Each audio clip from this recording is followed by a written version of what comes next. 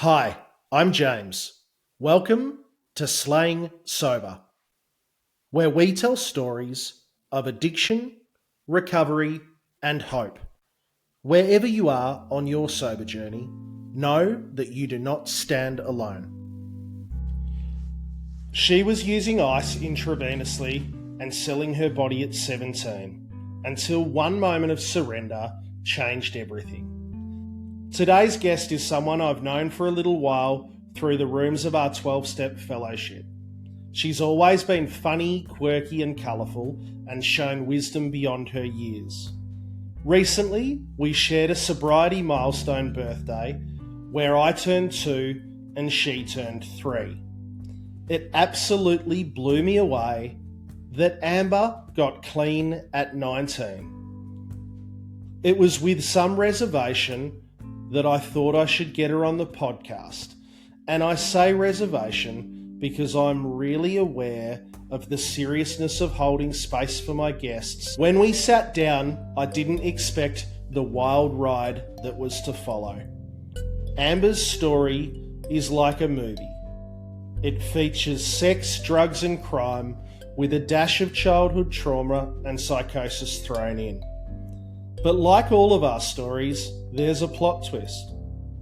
Detox, rehab, sober living, and the amazing reward of living life clean. This is a 22-year-old's unfiltered truth. No recovery cliches and no sugarcoating. It offers a rare youth perspective on ice addiction, sex work, and living clean in Australia.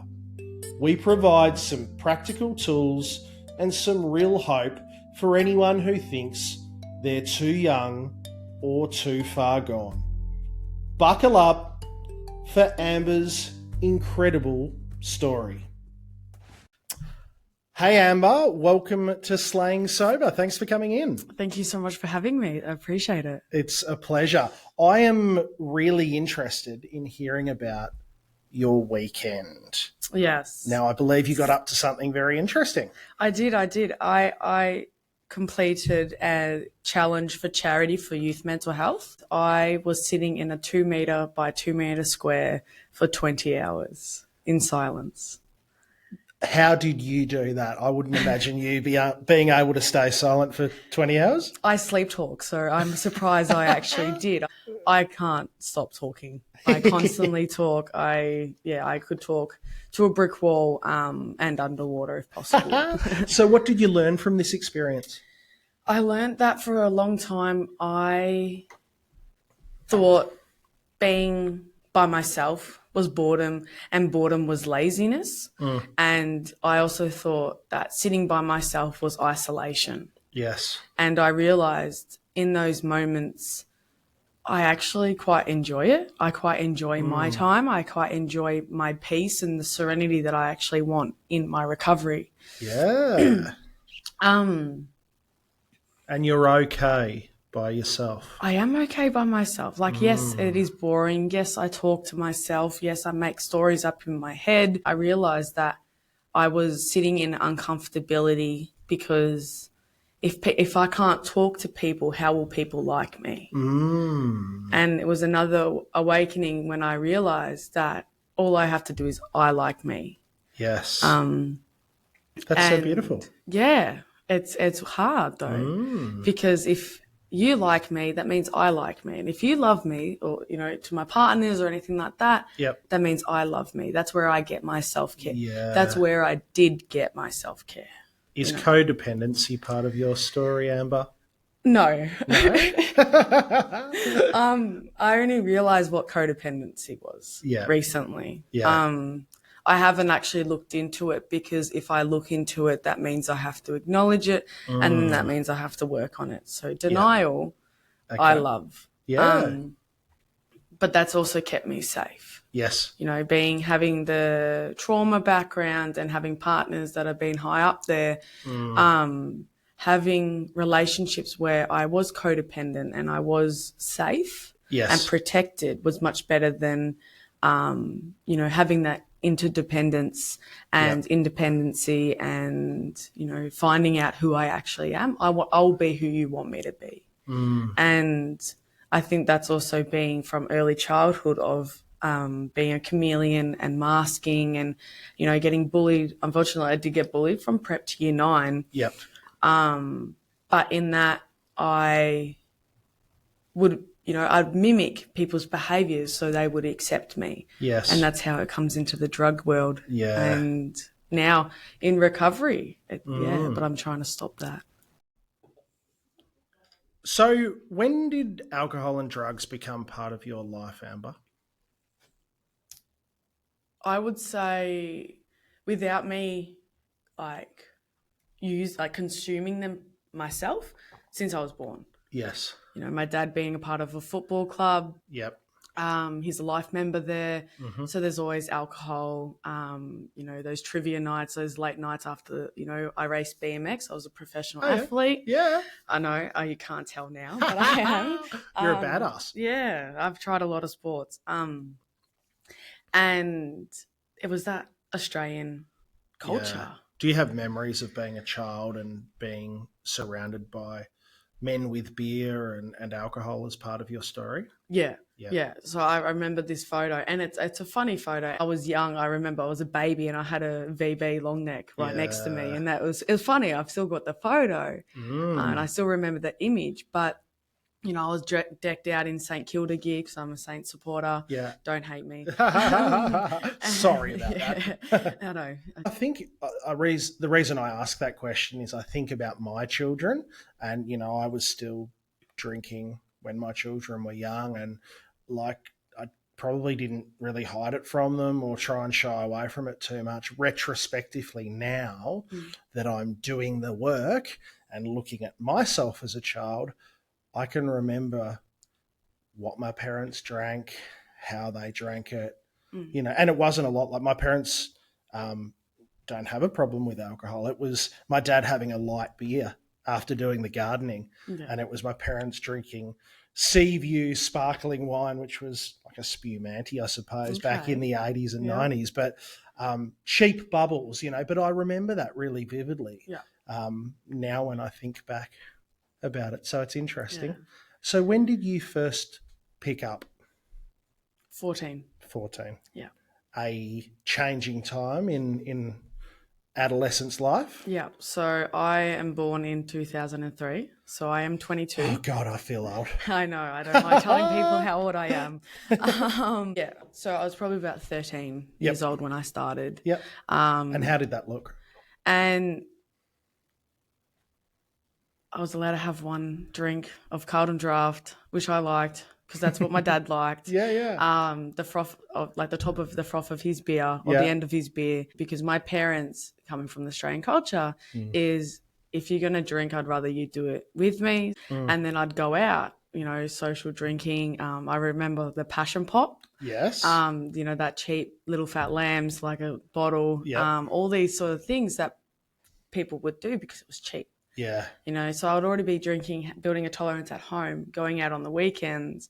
And it slowly started happening by year 9, where that was started to go downhill. But it was common. Yep. You know, that's the cruises, the raspberry, the lemonade ones, like that's what we did. Were your parents worried about you in your teens and your drinking? I kind of kept it really hidden. Yep. I had this, I never really liked alcohol.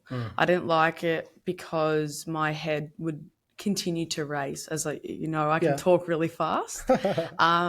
And my head constantly goes and I forget that my body goes numb. Yeah. You know, and with alcohol, it would go numb and my head would keep racing and racing where I wouldn't actually be able to stop it and I'd start panicking. So that's when I went to the other things to cope. Yep. But it was also a fitting in aspect. Yeah. You know, like I said, I got bullied from prep to year 9. Yes. So year 9, everyone was doing that. Yeah. Everyone was drinking, and the only way that I would be able to get invited to gatherings and social events, that's what people did. I copied. I was a sheep. Yeah. But that's how I was accepted.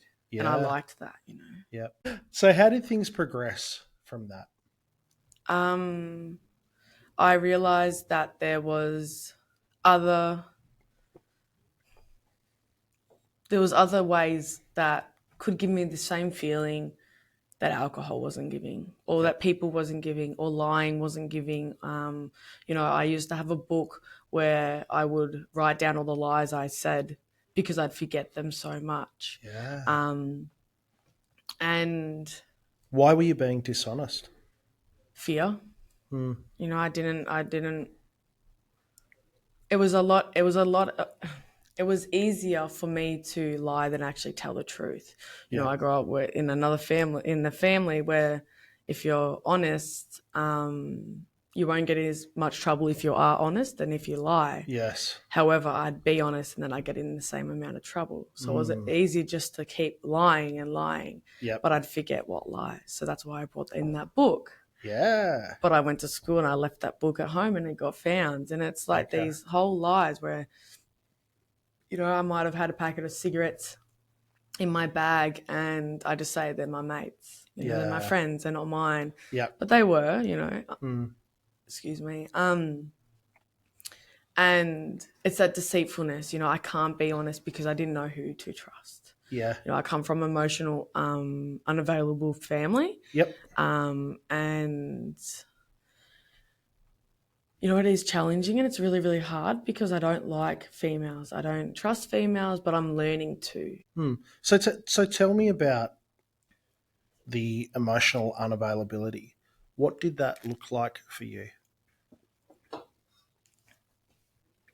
That it was easier to, if I did a good job for things, I'd get money. Yeah. Not a I love you. Yeah.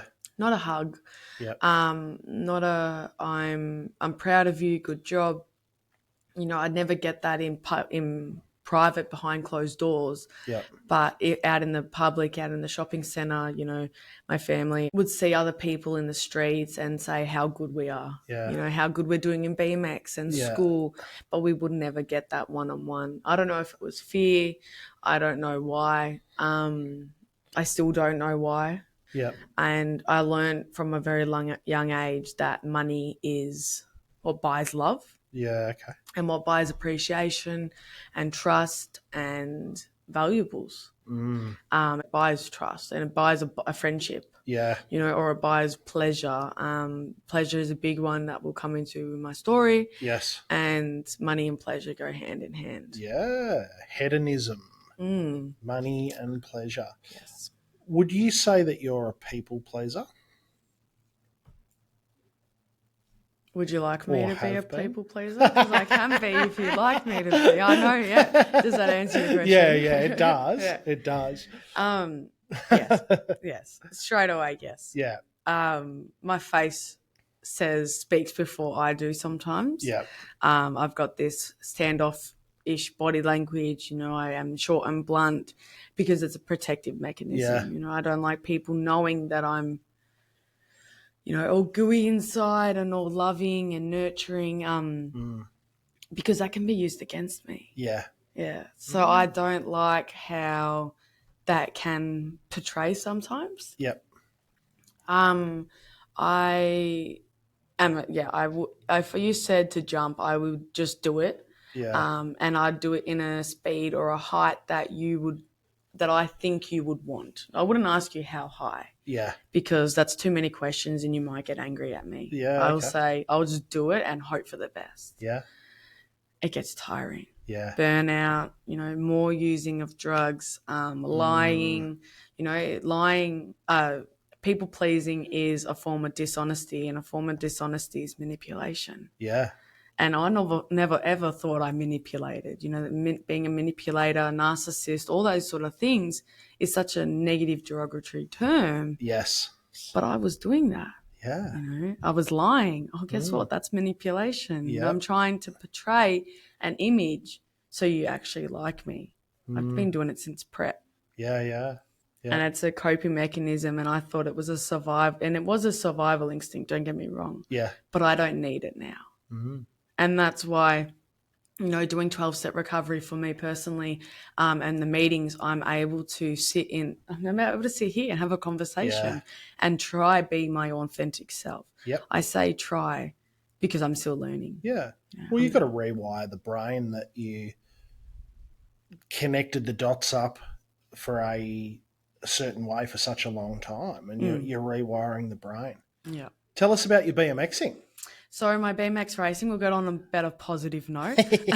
I was a sponsored BMX racer. So I started that when I was about maybe 10 or 11 years old. So I always used to describe it to people. It was like motocross, but we actually had to pedal and, actually have to train and all that. And that's how I enjoyed it. I got introduced by my younger brother. He's 3 years younger than I. Yeah. And I think he went to a birthday party and I came down. I can't really remember it. And I hopped on the bike and I actually enjoyed it. Yeah. There wasn't many girls. There's never really many girls. It's more of a male and boy sport. Yep. But I enjoyed it. Yep. I was sponsored by a clothing company, so all the gear. Yeah, cool. And then I also was sponsored by a personal trainer in Coringa area. So I was doing the gym on the sidelines and I was a professional athlete. Yeah, right. So when I was hitting about 16, 17, that's when I stopped. Yeah. Why? Because they would the competition and how high up I was there, it was random drug tests. Okay. So instead of being fearful of the random drug tests, I stopped. Okay. So drugs were part of your life at 16 or 17. Yeah. Talk us through that.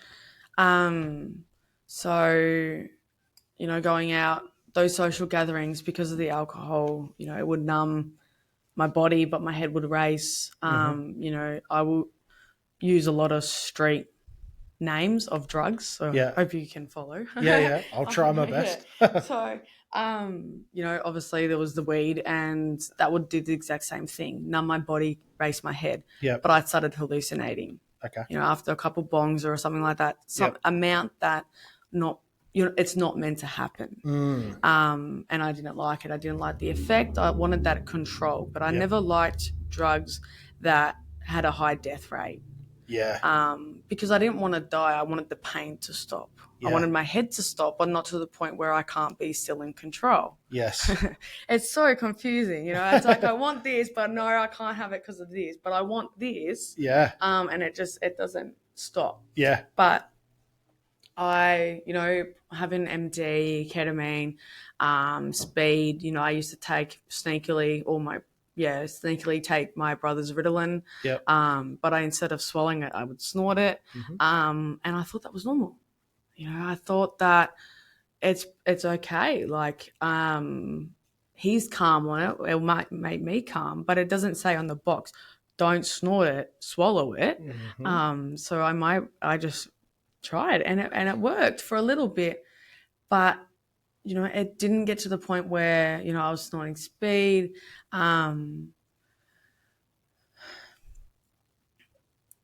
It just didn't.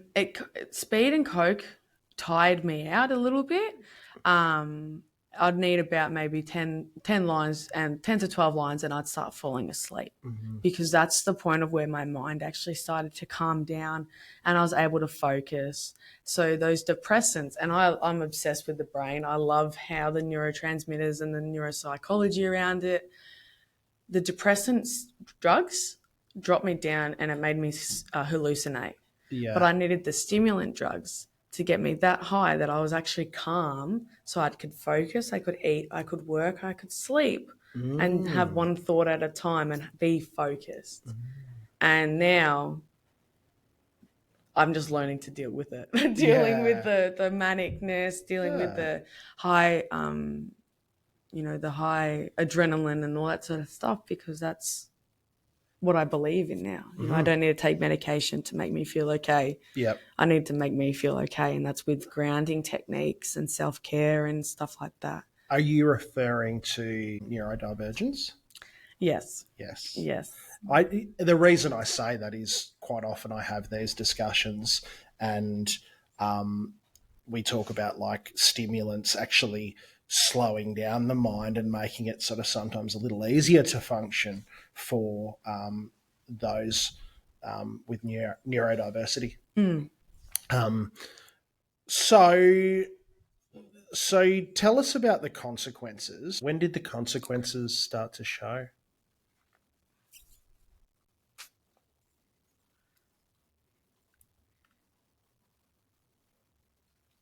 When I realized that I could start making my own decisions, that I didn't need to listen to my parents. Yeah. You know, my parents would say, when you're 18, you'll be able to make your own rules.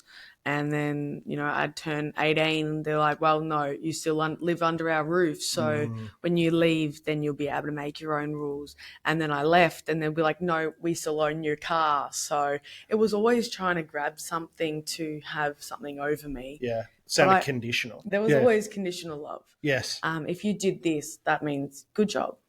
That was love. And that's where it comes from, the money. Yeah. A friend at the time introduced me to the adult entertainment world. Yep.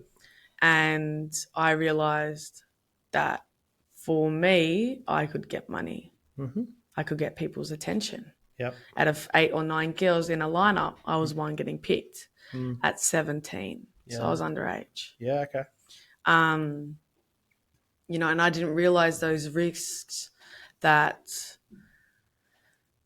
it was involved, because people that were there, like men that were there, thought I was of age. I could have got them in serious trouble. And that's how, like, I see that nowadays. Yeah.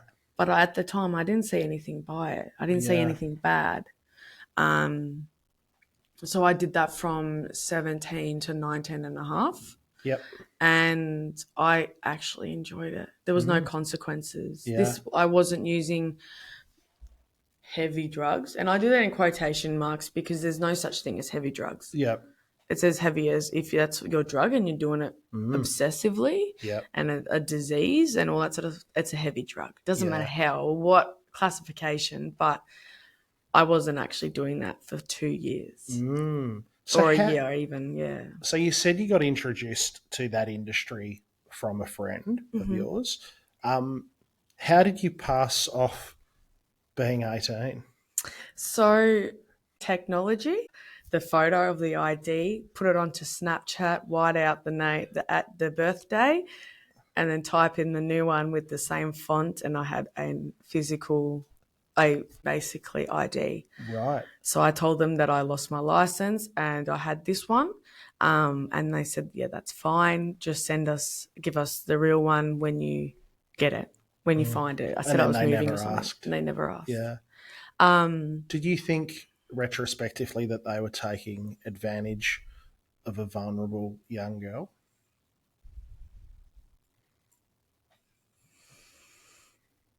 No, because they didn't know. Yeah. You know, they didn't know that I was young. Yeah. They didn't know that I was vulnerable. You know, I hold myself pretty well. Yeah. Where if I'm scared, I just talk more. Yeah. If I'm embarrassed, I talk more. Yeah. If I'm nervous, I talk more. But surely they've got legal checks that they need to go through to make sure that it's like a responsible employer thing, is it not? It is, but when it's that underground and that I will use the term dodgy, and in an environment where the girls are just girls, they're not actually humans, doesn't really matter. Yeah. As long as they're getting the money. And as for me, as long as I was getting money, it was okay. Did you feel exploited? See, that's the thing, no. No. Because if I say this to my sponsor, if I didn't have the morals and the boundaries that I had today, I'd just go back. Yep. Because I was my own boss. I liked working the hours I liked working. I liked, having that sales sort of pitch and manipulating to get what I want. Yeah. To get my needs met. I wanted the money and you wanted something else, so I'll exchange. Yep. And so we're both happy and bang, you come and see me. So I build that clientele, the social media, the putting myself out there, the persuasive words, the conning words that I can twist to get my prize, basically, and that's the money. I imagine there's an empowering side of that as well. For sure. Not being bullied for so long, not having any friends, not having boys ask me out or, I didn't go to a formal. I didn't have schoolies because I was too young, because I finished year 12 when I was 17, so I missed out. But I also did COVID. It was COVID in year 12. Yeah. So I didn't have any graduation or celebration that I actually finished a whole life of school. Yeah. And then to being picked, people actually wanted me. I was a different character, but they didn't know that I was bullied, or I didn't have a stable home, or that I was, I was getting picked on by my mum and my nan for my weight. They didn't know anything. I was this person in front of them. Yep. And that I could be, it was like a mask. It was like a character I was playing. Yeah. And I talk about this now, and I'm like, yes, I'm so passionate because it was me for a very long time. Yeah. Yeah.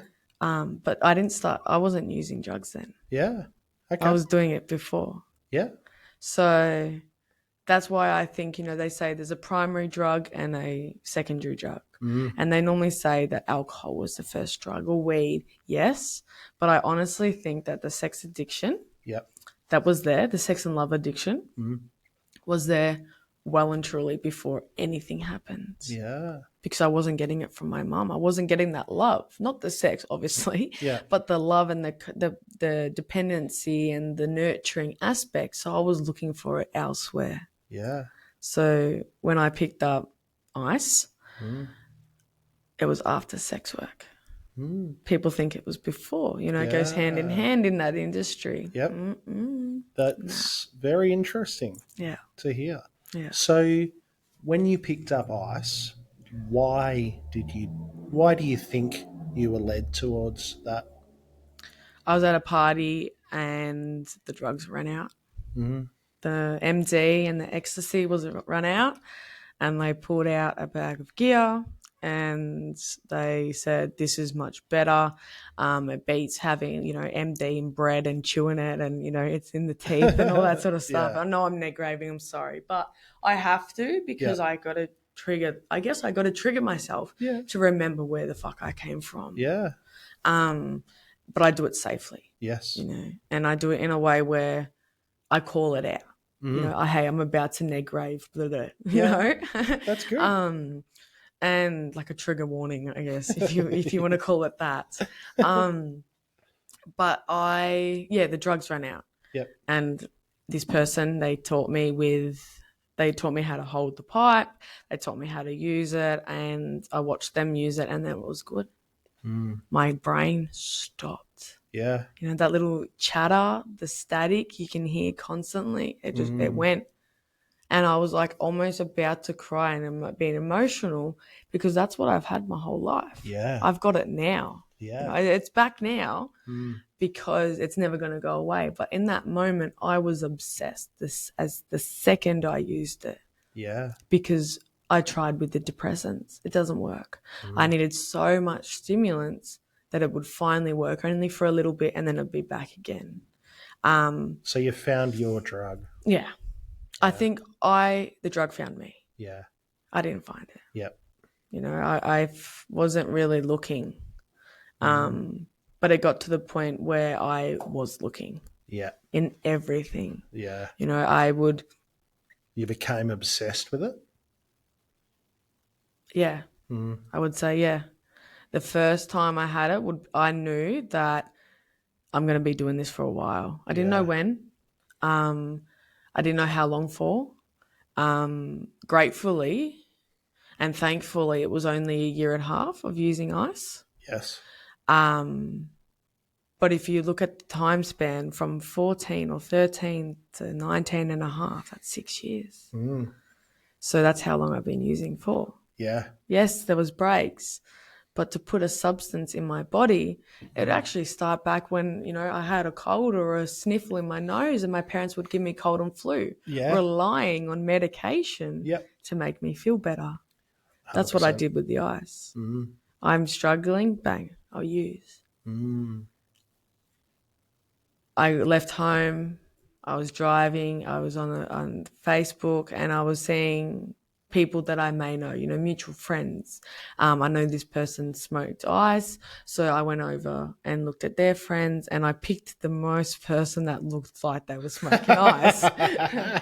And I messaged them, and they lived in Footscray. I drove over there from Parkmore Shopping Centre, because I still remember where I was. So I will never leave. To Footscray, they didn't have any pipes. So I picked up the needles. Okay. And in having that, I was already signing my death certificate. It was one of the best feelings. And I say that because at that time it was. It was the best feeling possible. I didn't want to rely on them. I didn't want, my partner would always be like, I don't want you to learn how to smoke, so I'll do it for you. But I already knew, I already copied, I already mimicked the same behaviors. I already knew how to deal with it. So I did. But with the needles, I didn't want someone else doing it for me because I didn't trust them. But I couldn't leave. And that's where the codependency started. I lost 30 kilos in a month from ice. Wow. Yeah. Wow. Yeah. How long did it take you to go from the pipe to intravenous use?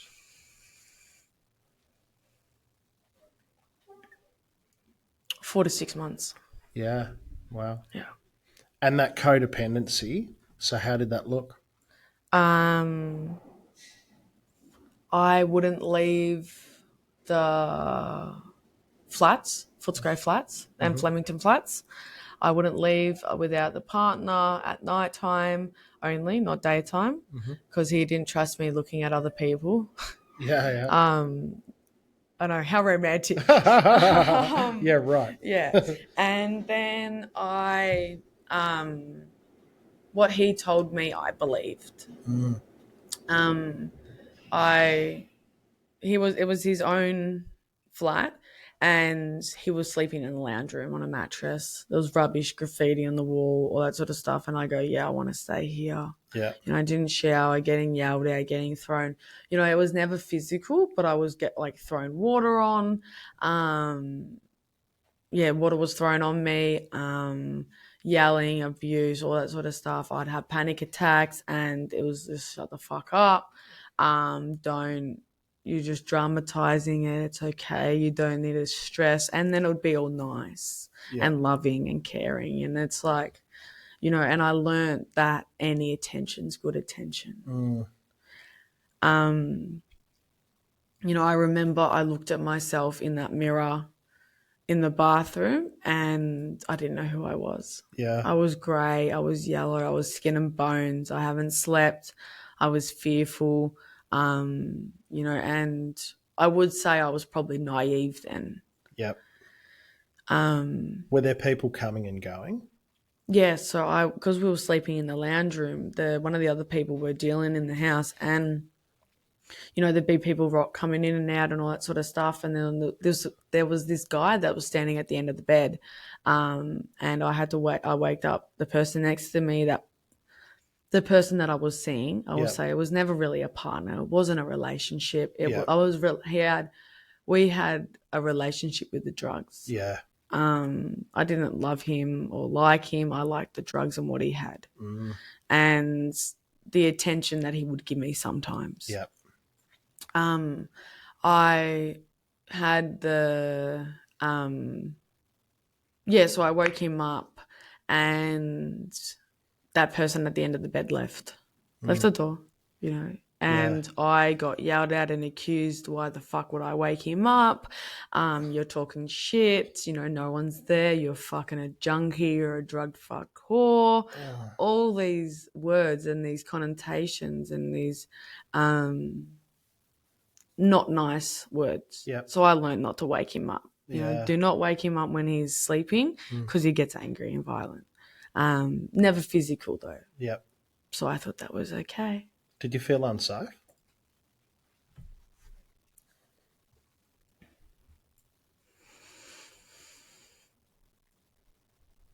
Not to the point that I would have to leave. Yeah. No. Yeah. But it did. I didn't. The reward outweighed the risk. Yeah. Yeah. Because if I was nice and I forgot about it, and if I kept my mouth shut, I'd have gear. I'd get to use. Yeah.